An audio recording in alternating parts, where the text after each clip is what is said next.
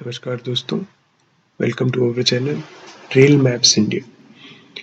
मैं आज आपको अपने चैनल में रेलवे लाइन से रिलेटेड जानकारी दे रहा हूँ, लेकिन इसमें एक एक्सप्रेस वे है जिसके बारे में मैं आपको बता रहा हूँ, जो है रायपुर से लेके विशाखापट्टनम की तरफ जाती है और वो ऑलमोस्ट रेल लाइन के जैसे ही बनी है। आप देख सकते हो एकदम सीधी लाइन बनी है और वो काफ़ी सारे स्टेशंस को कनेक्ट करती है। तो ये बहुत बड़ा प्रोजेक्ट है इंडियन गवर्नमेंट का।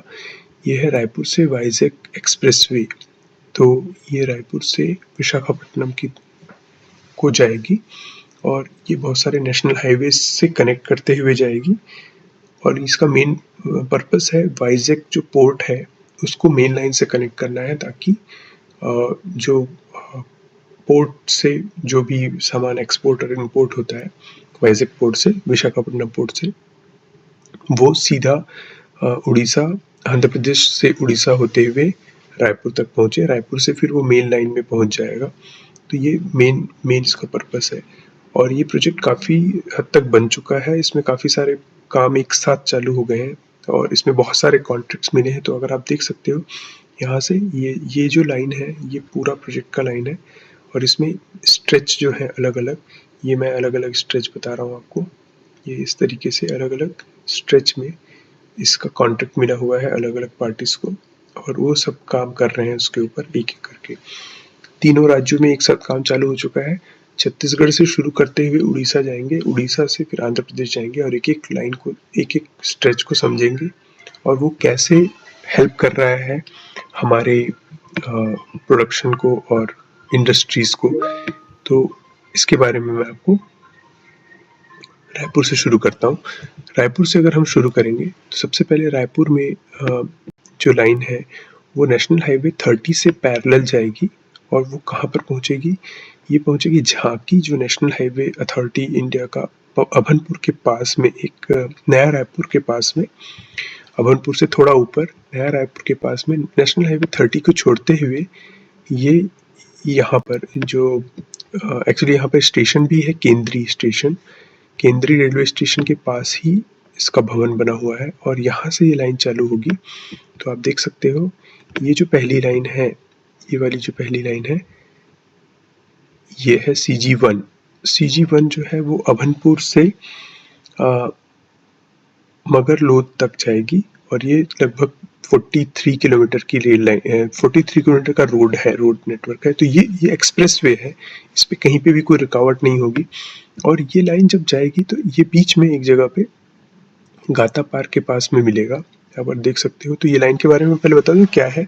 ये नेशनल हाईवे 130 CD के पास से विशाखापट्टनम इकोनॉमिक कॉरिडोर, इसका नाम जो है EC15 है। तो भारत में बहुत सारे इकोनॉमिक कॉरिडोर बन रहे हैं, उसमें से one of the major economic corridor है ये विशाखापट्टनम रायपुर EC15। और ये 464 किलोमीटर की रेल की ग्रीनफील्ड एक्सप्रेस वे है, रेल लाइन रोड है। तो रोड ट्रांसपोर्ट ये छत्तीसगढ़, उड़ीसा, आंध्र प्रदेश से जाएगी और ये कहाँ कहाँ से कट करेगी, national highway 30, national highway 130C, उसके बाद फिर 26, नेशनल हाईवे 26, नेशनल हाईवे 16 जो गोल्डन क्वाड्रिलेटरल से होकर जाती है विजयनगरम के पास से, इस तरीके से ये, और लास्ट में विशाखापट्टनम पोर्ट को कनेक्ट करेगी, टर्मिनेट होगी वहाँ पर। तो ये इसका एक प्रपोज्ड स्ट्रक्चर, इस पे काम चल रहा है और मैं आपको इसको सैटेलाइट व्यू भी दिखाऊंगा। तो इसमें सैटेलाइट व्यू में ये रास्ते बन के तैयार हुए, तो मैंने एग्जैक्टली मैप किया हुआ है इसको, जहाँ जहाँ पे बन रहे हैं और कहाँ कहाँ पे कॉन्ट्रैक्ट मिल रहा है वो भी। तो गाता पार के पास में, ये अभनपुर के पास ही है, अभनपुर रेलवे स्टेशन गाता पार के पास में है, वहाँ पर 130C जो एक्सप्रेस नेशनल हाईवे है उसको कनेक्ट करेगी। 130C क्या है, 130C नीचे की तरफ जाती है और ये नवापारा राजिम होते हुए आगे निकल जाती है नीचे की तरफ। तो ये फिर उड़ीसा में एंटर कर जाती है। उड़ीसा में कहाँ, गरियाबंद होते हुए ये नीचे की तरफ उड़ीसा में अगर आप देखोगे तो ये बहुत ही बेसिकली जंगल के रास्ते से जाके है, मैनपुर से होते हुए फिर ये यहाँ पे बॉर्डर को टच करके ये नीचे की तरफ चला जाता है देवभोग, देवभोग से नीचे ये फिर जूनागढ़ के पास में जाके मिल जाता है नेशनल हाईवे 26 को। तो ये 130C है, नेशनल हाईवे 130C। तो अगर आप देख सकते हो नेशनल हाईवे 130C और नेशनल हाईवे 26, इन दोनों के बीच में बहुत गैप है, और इसी को मिक्स करने के लिए यहाँ से ये रेल लाइन, यहाँ से ये जो परियोजना है, रोड परियोजना, ये चालू हुई है। अब ये क्या होगा, 130C मैंने आपको बताया, 130C का क्या मतलब हो, क्यों इसको यहाँ से शुरू किया गया है। और नेशनल हाईवे 30 भी घूम फिर के जाता है, यहाँ से कुरुद जाएगा, फिर नीचे धमतरी होते हुए, तो ये बहुत ज़्यादा घूम के उड़ीसा की तरफ जाने में थोड़ी सी तकलीफ हो जाती है। इसके लिए फिर नेक्स्ट जो स्टॉप है, इस पे नेक्स्ट जो स्टॉप तो नहीं बोलना चाहिए, इस पे बेसिकली जो कनेक्टिविटी है, जो मेन जो जगह है जहाँ जहाँ पे शहर मिल रहे हैं, ये सिर्री है। तो ये भारतमाला परियोजना प्राधिकरण का यहाँ पे सिर्री में इनका एक कैंप है। उसके बाद में आपका राखी क्यों इम्पोर्टेंट है कि 130CD, तो ये CD नाम से एक और सी के साथ में CD कुरुद के पास से एक नेशनल हाईवे और नीचे की तरफ जाती है।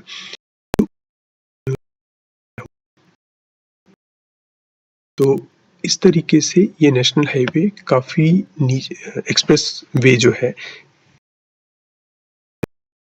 National highway 130C, national highway 130CD, ये 3 नेशनल हाईवेज को कनेक्ट कर रही है। फिर नीचे की तरफ जाएंगे तो यहाँ पे फिर पहले कॉन्ट्रैक्टर का काम यहाँ खत्म हो जाएगा। तो यहाँ पे शालीमार की मंदरौद करके एक जगह है जो सिवनी खुर्द के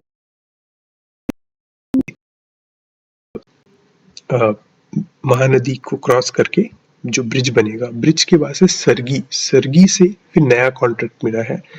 जो नया कॉन्ट्रैक्टर है वो सरगी से नीचे की तरफ, अब देखो दूसरा, ये छत्तीसगढ़ में दूसरा नंबर का कॉन्ट्रैक्ट, ये है सरगी से बसावन वाही तक जाएगा। और ये जो लाइन अगर देख सकते हो आप, ये जो रेलवे का जो कनेक्टिविटी है, तो ये कनेक्ट करेगा नीचे की तरफ 130CD। ये कहाँ से कनेक्ट करेगा, ये सिहावा के पास कनेक्ट करेगा। सिहावा के पास एक कौन सी जगह है, ये इसको बना रहा है दिलीप बिल्डकॉन, और दिलीप बिल्डकॉन का यहाँ पे कैंप है सिहावा के पास में। सिहावा के पास में जो जगह है उसका नाम है दब्बी पानी के पास से ये कनेक्ट करेगा। फिर एक और लाइन जो इस तरफ से कांकेर, जो स्टेट हाईवे 6 है, वो कांकेर को कनेक्ट करेगी, वो है दुधावा के पास। फिर दुधावा से फिर नीचे जाएंगे तो ये बहुत सारे जगह हैं, इसको बनाने में ये वीडियो थोड़ा लंबा हो सकता है, लेकिन इसमें काफ़ी डिटेलिंग रहेगी।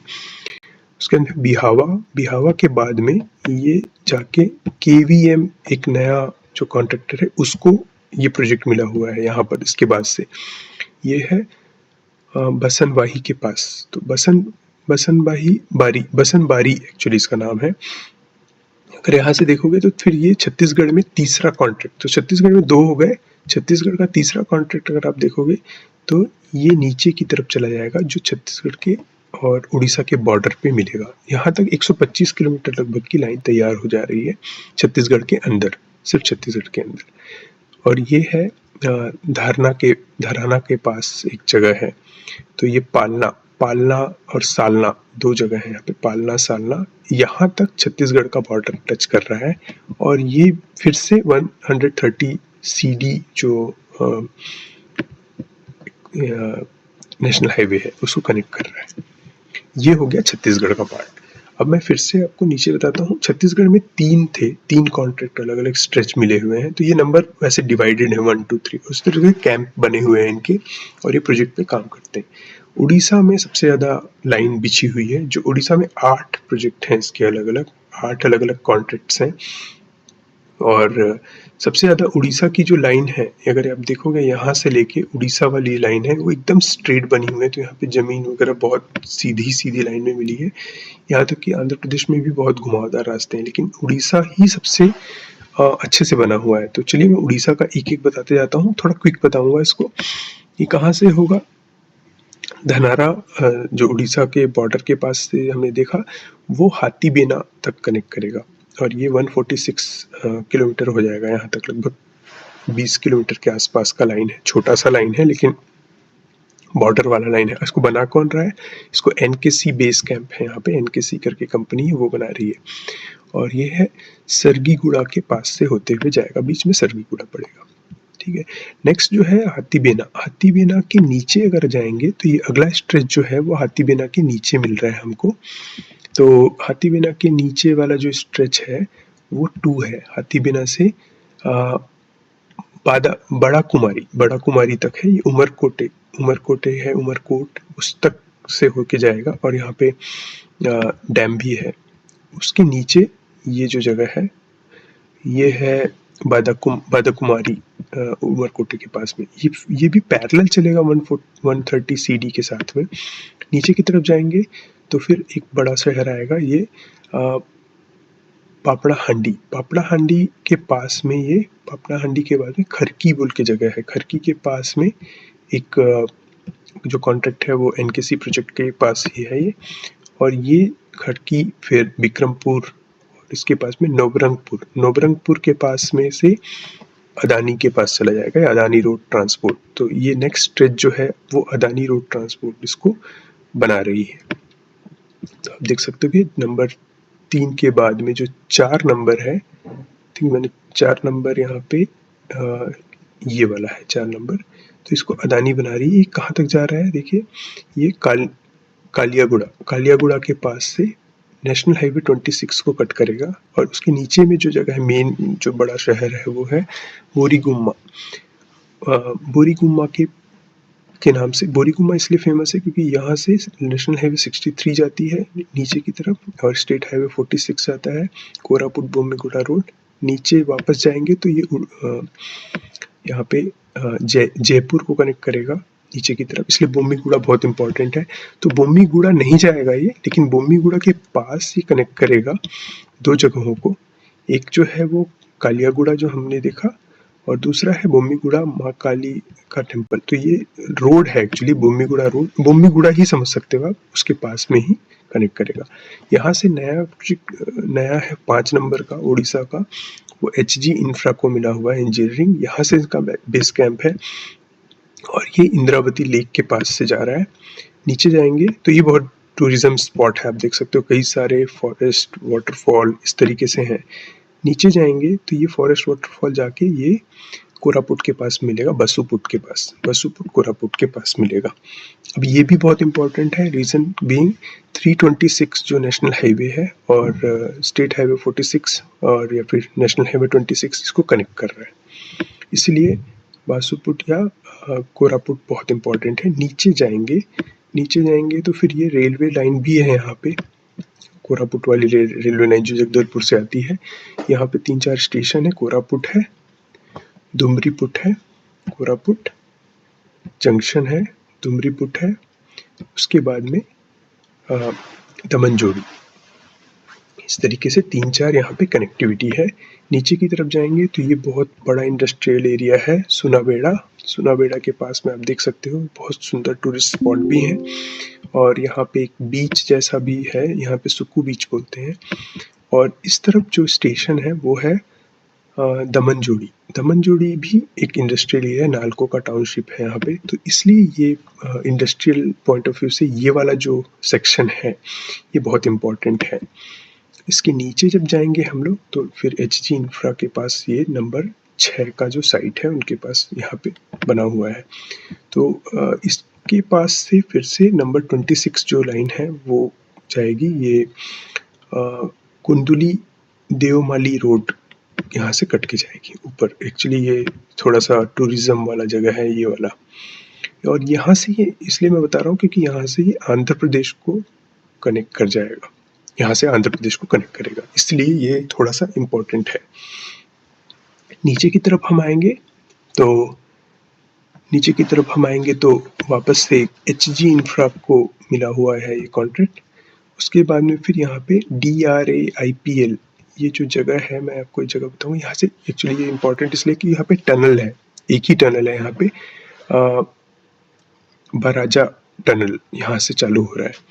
बराजा टनल के बाद में ये टनल है इतना बड़ा, और ये टनल यहाँ से DRIA पोर्टा यहाँ पे लिखा हुआ है, इस जगह पे निकल के आएगा ये, ठीक है। ये चंदाका बोल के जगह है, वहाँ पर निकल के आएगा।